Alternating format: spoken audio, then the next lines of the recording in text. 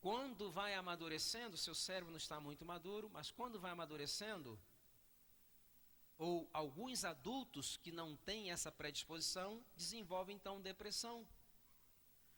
Tem pessoas que estão deprimidas, não têm razão por estarem deprimidas, e se experimentasse uma abstinência de açúcar por 3 ou 4 semanas, poderiam experimentar uma verdadeira transformação no seu estado de ânimo. Notem, não estou dizendo que todos os problemas de depressão estão relacionados com o consumo de açúcar. Existem fatores psicológicos, traumáticos, todo um contexto. Mas uma coisa eu asseguro: quando ele não provoca, ele exacerba.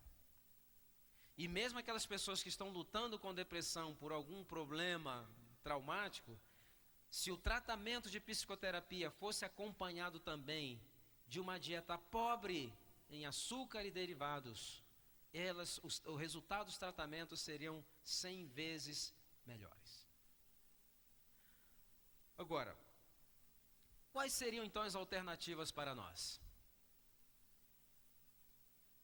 Açúcar mascavo, mel de abelhas e melado de cana. E tem pessoas que dizem: doutor Silmar, eu tento adoçar com açúcar mascavo, mas não fica a mesma coisa. Mas adoçar o quê? O que tem que se adoçar tanto? Sabe por que tem que se adoçar tanto? Porque cada vez se está usando mais doce. E o organismo do ser humano funciona da seguinte maneira: quanto mais doce ele quer. Quanto mais salgado ele quer. Quanto mais condimentado ou picante, mais picante quer. E quanto mais gorduroso ele quer. Isso é um buraco que não tem fundo. E quando você abandona, ou deixa por uma semana, tomando bastante água, nesse momento as papilas gustativas, durante esse período, vai serem afinadas novamente. E aí você pega uma fruta bem madura, você experimenta uma banana, e você vai ver quão doce é uma banana, quão doce é uma manga. Enquanto se está comendo, utilizando essas coisas muito doces, nós não percebemos os doces das coisas simples, das frutas. Então é apenas um processo de reeducação. Deveríamos também evitar os adoçantes ou edulcorantes artificiais. Isso já seria uma palestra à parte. Mas para resumir, vou dizer o seguinte: se você vai utilizar um edulcorante artificial, tem que escolher entre ele e o açúcar, fique com açúcar ainda, que ainda vai ser menos devastador para a sua saúde. Então, abandone completamente essa questão dos edulcorantes artificiais. Muito bem, então número 2, o que é? Reduzir ou eliminar drasticamente o consumo de açúcar refinado. Qual vai ser o número 3 agora? Número 3, nós não vamos reduzir, vamos aumentar. Aumentar o quê? Consumo de água. O elixir da longa vida. Bom, uma pesquisa feita pela Universidade de Washington Estado, lá na costa oeste dos Estados Unidos, descobriu que 95% da população está semidesidratada. O que é semidesidratada? Não está tomando água suficiente. Quando nós não tomamos água suficiente, o nosso corpo, ele é inteligente. Então, ele quer conservar água. E existem mecanismos que ele coloca em marcha para conservar água. Porque o alvo do organismo agora é o quê? É salvar-se. Então, ele começa a sequestrar água dos órgãos que menos necessitam, ou dos tecidos que menos necessitam, para optimizar para aqueles setores do corpo que necessitam. Por exemplo, seguinte: qual a porcentagem da lágrima compõe-se de água? 98% da lágrima é água. Quando nós não tomamos água suficiente, notem, como eu mencionei aqui no sábado à tarde, hábitos errados iguais vão produzir problemas diferentes. Nem todo mundo vai ter a mesma coisa, porque cada um tem seu calcanhar de Aquiles. Então, em pessoas predispostas, vai provocar o quê? Ressecamento da conjuntiva. E tem pessoas comprando lágrimas artificiais. Que existe alguém que venda, eu até acredito. Mas que existe até alguém que compre, isso para mim é difícil de entender. Porque na realidade, grande parte desses problemas, pouquíssimos são os problemas relacionados com um fator, a maioria está relacionado ao pouco consumo de água. A pessoa já não toma água, toma sucos e refrigerantes, são cheios de cafeína e de açúcar, que estimula a pessoa a micção, a urinar mesmo e perder a água que ela já não tem. Então, em pessoas predispostas, vai provocar o quê? Esses olhos ressecados, e então tem que estar utilizando lágrimas artificiais. Por quê? Porque o corpo está tentando salvar a vida do indivíduo. Não tem água suficiente para lágrimas, não. E vocês... E na medicina nós sabemos, por exemplo, que quando uma criança está desidratada, um dos sinais de uma criança desidratada, qual que é? É o choro com ausência de quê? De lágrimas. Que o corpo está tentando ainda salvar. Então, a maioria das pessoas que não tomam água suficiente está vivendo, digamos assim, no limite. Todos os mecanismos do corpo de sobrevivência estão em andamento ali. Então, o desempenho dela vai estar afetado, ela não vai desempenhar no potencial que ela poderia desempenhar. Seguinte, o estômago. Nós temos no estômago aquela parte mais prateada, onde tem aquelas rugas, ali existe uma mucosa. A mucosa é como se fosse um tecido transparente, embranquiçado, e ele tem uma função muito importante no estômago. Eu mencionei aqui no sábado. É evitar que o ácido clorídrico que é produzido lá vá digerir também o tecido do estômago. Então, à medida que está sendo produzido ácido, que os alimentos estão sendo digeridos, a mucosa libera água e a mesma vez vai fazendo o quê? Ao mesmo tempo vai neutralizando aquela acidez. Agora, quando não existe água suficiente, não existe água para uma mucosa íntegra, saudável. E em pessoas predispostas vai levar o quê?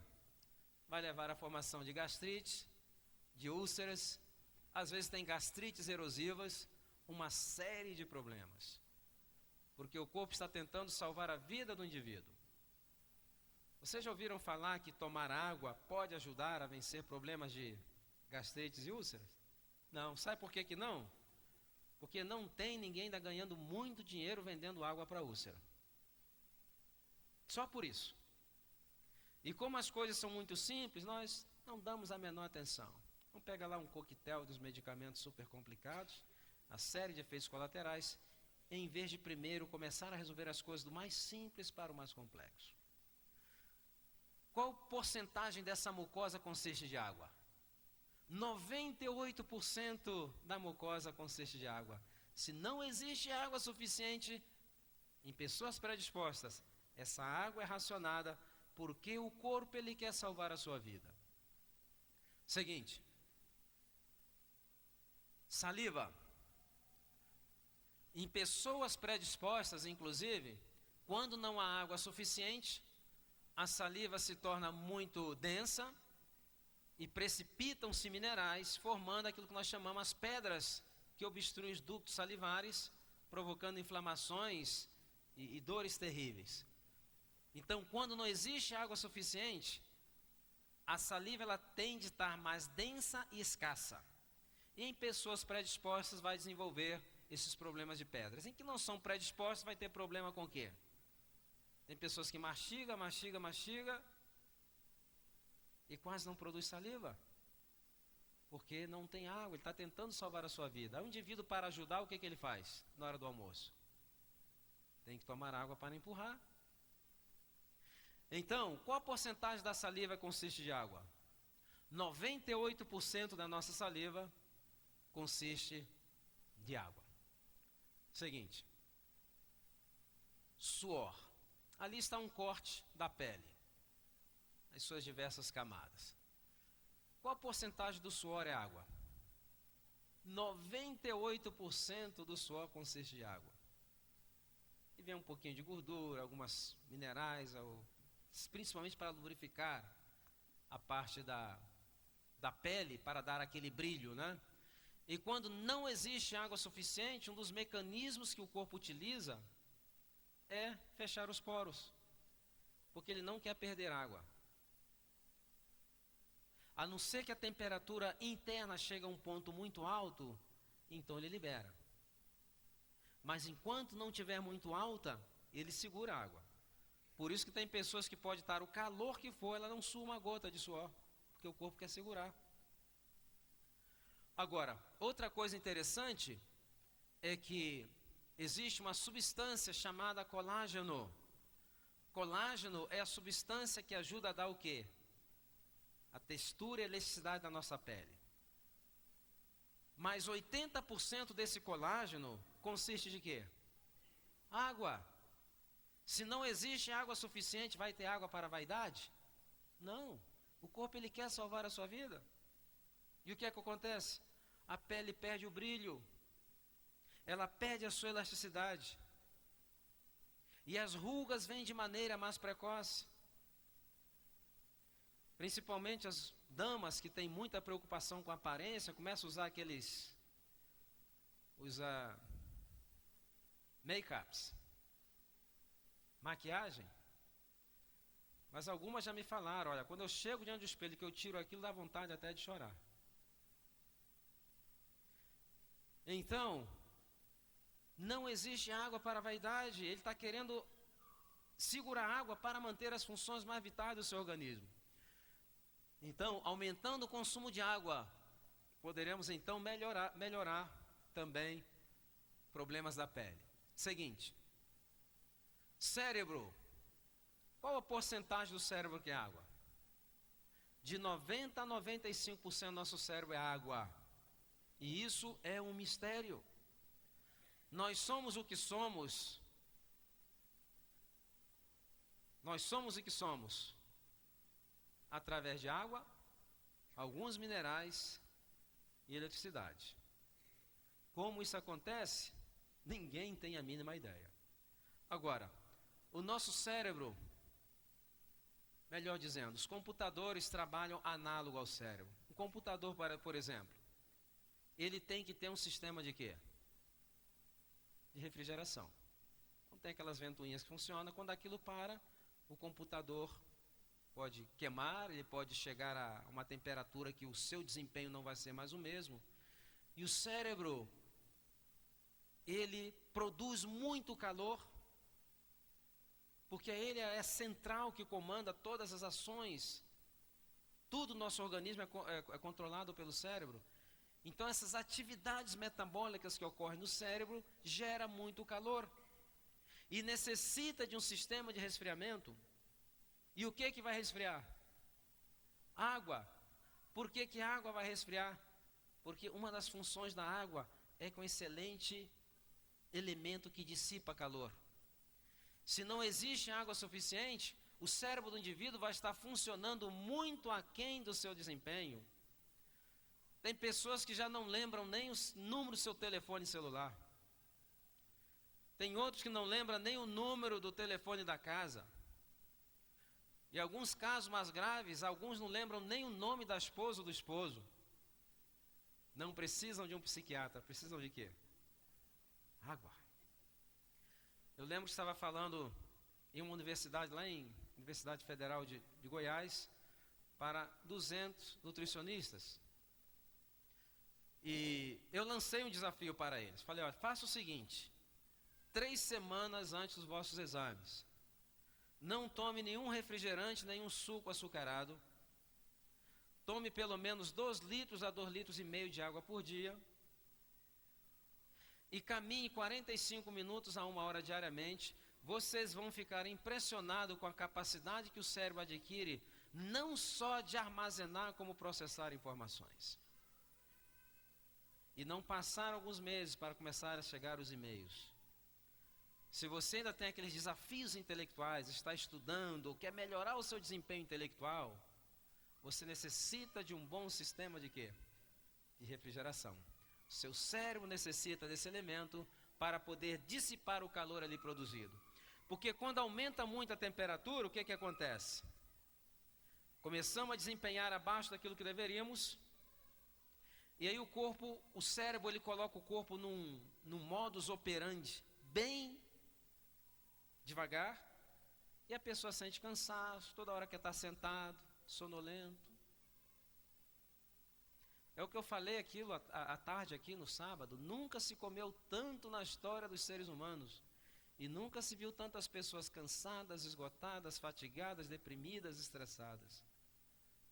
Porque a falta de bons hábitos alimentares está drenando aquele fundo de energia vital de 120 anos. Seguinte, linfa. Aqui nós estamos vendo o sistema linfático. O sistema linfático desempenha uma função importantíssima no nosso organismo, principalmente relacionado com a nossa imunidade, também eliminação de dejetos e detritos do nosso organismo. Quando não existe, qual a porcentagem da linfa que é água? 92% da linfa consiste de água. Quando não existe água suficiente, a tendência dessa linfa é tornar-se mais densa. E ela circula com maior dificuldade, que aliado a uma atividade física, a uma vida sedentária, ela não cumpre bem o seu trabalho como deveria cumprir, afetando a nossa imunidade, não eliminando detritos ou dejetos com aquela facilidade, e nosso sistema está completamente comprometido. Inclusive hoje tem técnicas de drenagem linfática que se faz através de massagens. Aqueles que trabalham com drenagem linfática, se aconselharem a seus pacientes, olha, amanhã você vai ter a sua drenagem, tome 3 litros de água. Vai ser muito mais eficiente a drenagem então.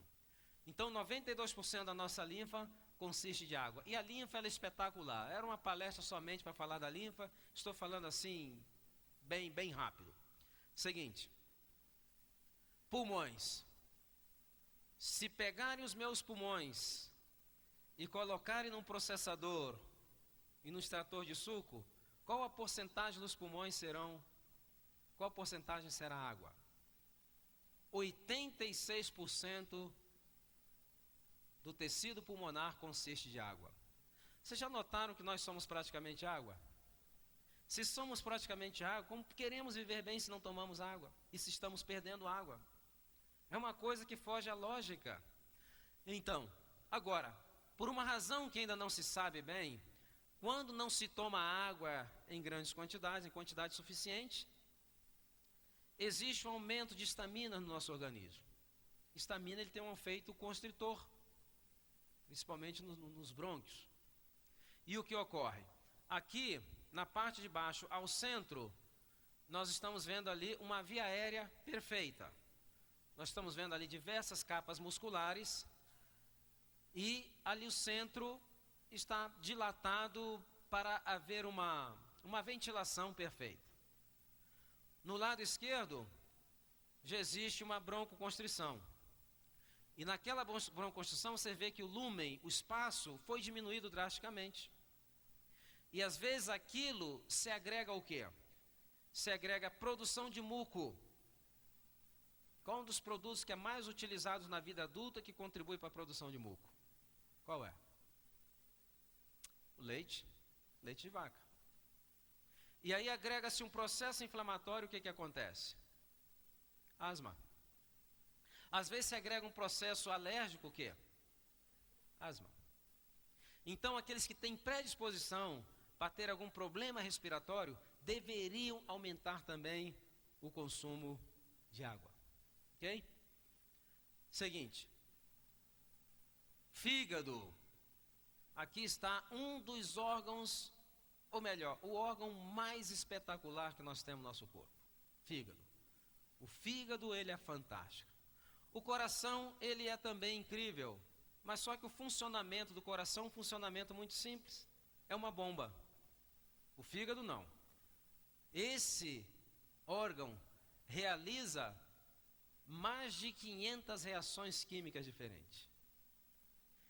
E já fizeram projeções que se o ser humano pudesse construir um laboratório que fosse capaz de realizar todas as reações químicas que ocorrem no fígado, esse laboratório deveria ter pelo menos 250 quilômetros quadrados. E Deus consegue realizar naquele órgão ali, daquele tamanhozinho aqui do lado direito, protegido, 1,5 kg mais ou menos. Se fosse possível. Uma das funções do fígado, por exemplo, quando comemos que temos glicose e não utilizamos aquela glicose, ele pega aquilo e transforma em glicogênio, armazena um pouco com ele, armazena um pouco no músculo. No momento de necessidade de emergência, que ele está disponível. Nós não conseguimos fazer isso com toda a tecnologia que nós temos hoje. Mais simples. Então, o fígado, ele é um órgão tão espetacular e tão importante na vida do ser humano, que é o único órgão que você tira a metade dele, espera uns 6 meses, ele volta a crescer.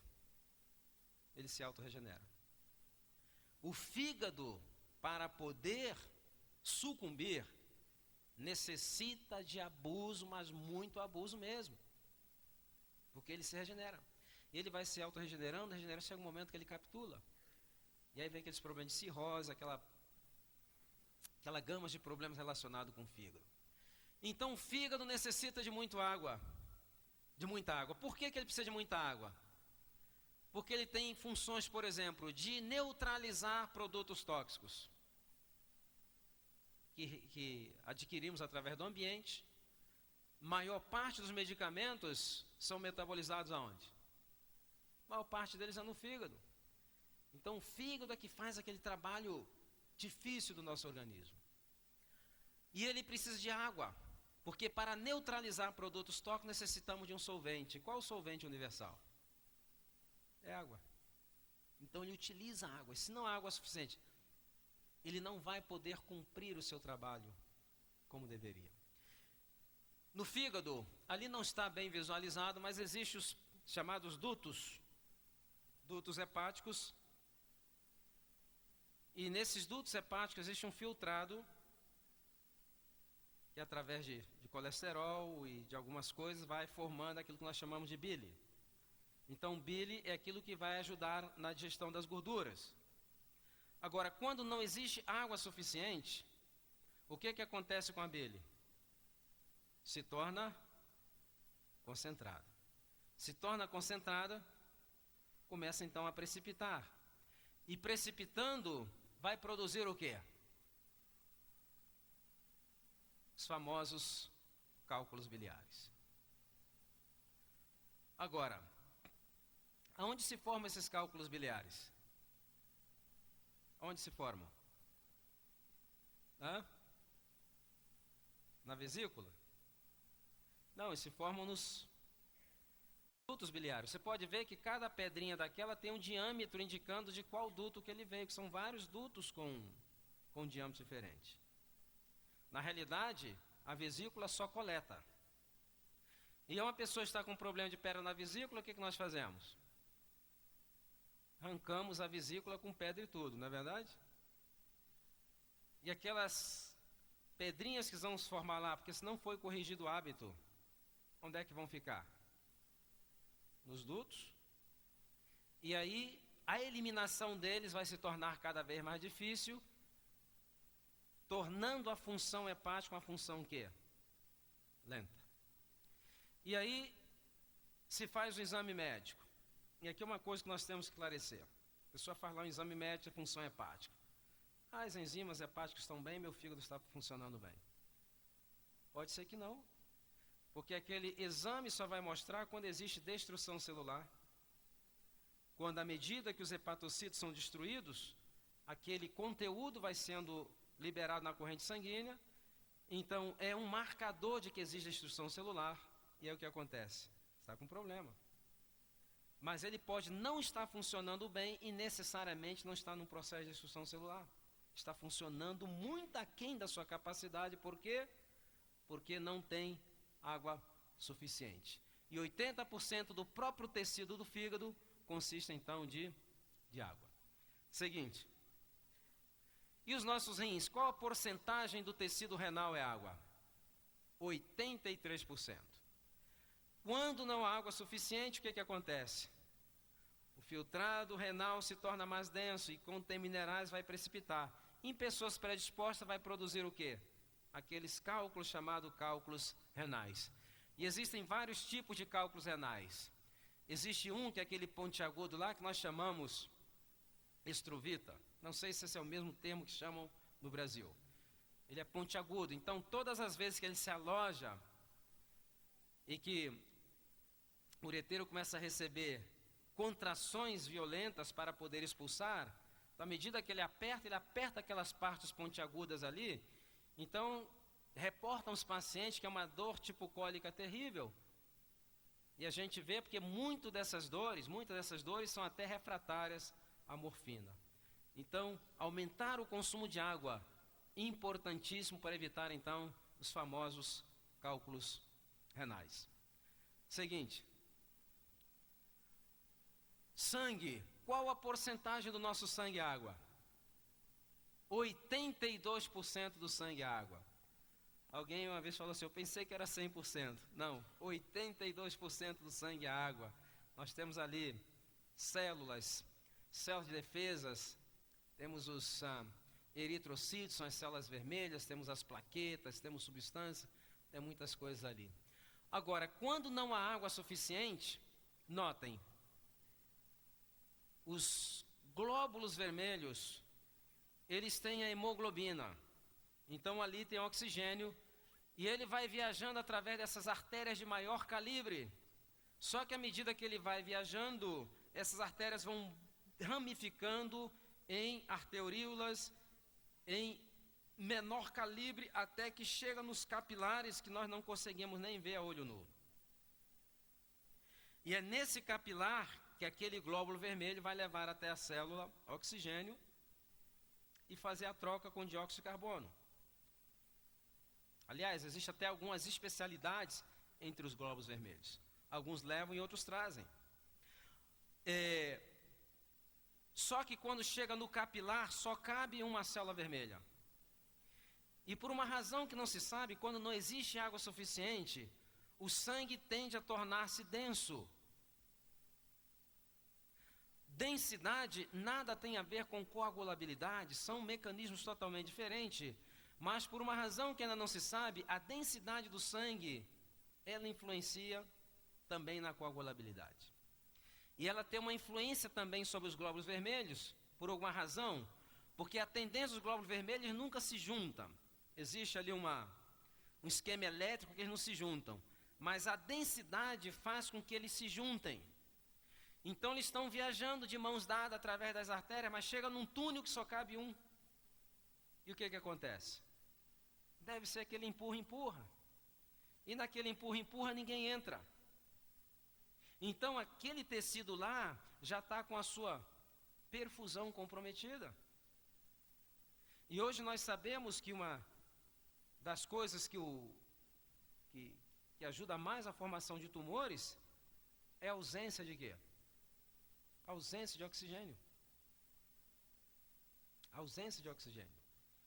Agora, ausência de oxigênio, açúcar e gordura. Agora notem o estilo de vida de hoje. 50% da alimentação, açúcar, produtos refinados e gordura. Aliada a uma vida sedentária, é a receita ideal para desenvolver tumores. Então, quando tomamos água suficiente, esses glóbulos vermelhos continuam separados e ele pode entrar naquele capilar. Inclusive, alguns capilares são tão estreitos, mas tão estreitos, que o glóbulo vermelho ele é flexível. Ele até achata a ponta e vai se apertando para poder ir lá fazer o seu trabalho. Mas se chegam agregados, não tem como fazer o trabalho. Então vocês notaram aqui que o negócio de tomar a água não é somente para ir melhor, para ir ao banheiro com mais frequência, para prisão de ventre, não. O tomar água está relacionado diretamente com todas as nossas funções vitais. E graças a Deus nós temos mecanismos como esse, que ainda tentam controlar a falta de água compensando, porque o nosso corpo ele é inteligente. Agora, o mesmo acontece com as plaquetas. As plaquetas devem agregar-se quando existe uma lesão. Quando se rompeu uma artéria, o próprio rompimento daquela artéria estimula a produção de certos hormônios que vão estimular a agregação plaquetária para formar aquele trombo para deter a hemorragia. Quando o sangue está muito denso, por uma razão que ainda não se sabe, existe uma tendência das plaquetas se agregarem sem esse estímulo. E em pessoas predispostas, a falta de água pode levar à formação de trombos. E se você não sabe se é predisposto ou não, o que você faz? Aumenta o seu consumo de água. Seguinte. Coração. Qual a porcentagem do tecido cardíaco que é água? 76% do tecido cardíaco é água. O coração trabalha constantemente. Aquele trabalho muscular, todo trabalho muscular gera o quê? Gera calor. Gerou calor, necessita de algo para dissipar. E o que vai dissipar o calor? Água.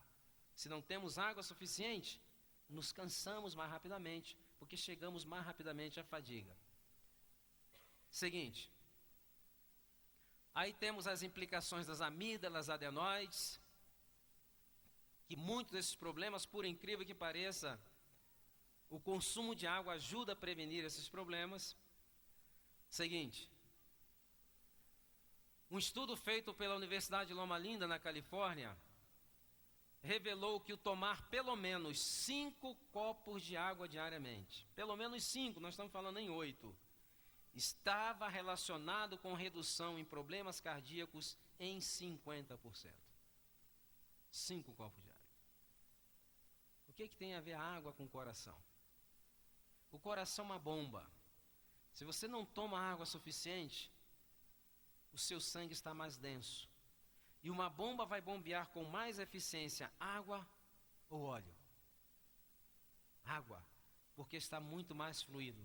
Então, quanto mais fluido estiver o sangue, melhor e mais eficiente, então, é o trabalho do coração. Seguinte. Músculos. Qual a porcentagem do músculo é água? 75%. E como eu mencionei anteriormente com relação ao coração, aqui o mesmo se aplica. Se não tomamos água suficiente, todo o trabalho muscular, mesmo esse trabalho basal que nós temos de andar, caminhar, tudo isso produz calor. Se não existe água suficiente, não tem como dissipar calor, o resultado vai ser o quê? Fadiga e cansaço. Você quer saber se tem água suficiente? Você, quando chegar naquela escada ali, sobe um pouco mais rapidamente. Se você sentir que o coração vai sair pela boca, está faltando água. Sentir que as pernas dão uma tremida, está faltando água. Então aqui tem um bom medidor aqui, logo na entrada da igreja. Seguinte. Aqui nós vemos a questão da cartilagem. Dos joelhos, né? No meu lado esquerdo nós temos uma articulação do joelho perfeito. Ok? Ali nós vemos aquele líquido, chama-se líquido sinovial, que está entre uma articulação e outra separando. Aquilo ali é o que amortece o nosso caminhar, o nosso correr, o nosso pular. Ok? E entre as extremidades de ambos os ossos nós temos a cartilagem. Qual a porcentagem da cartilagem que consiste em água? 70% da cartilagem é água. Quando não existe água suficiente, em pessoas predispostas, não há água suficiente nem para uma cartilagem saudável e nem tampouco para uma articulação saudável. E aí vai acontecer aquilo que nós estamos vendo no meio. Diminui o líquido sinovial, os ossos agora começam a experimentar atrito que vai destruindo a cartilagem. Aqui já é um processo chamado artrose, que quando se agrega um componente inflamatório nós chamamos de artrites. E Na minha extrema direita, do outro lado, nós vemos ali artrite reumatoide, que não tem. É uma enfermidade antiimune, mas que consumir água em quantidades pode ajudar também a aliviar muito esses sintomas. Agora, é interessante que essa articulação aqui do meu extrema esquerda, a que você tem agora, se ela for bem cuidada, e se ela receber a manutenção indicada, de acordo com o manual do fabricante, quanto tempo pode durar aquela articulação? O que diz o manual aqui? Quanto? 120 anos. Vamos supor que você sofreu uma lesão,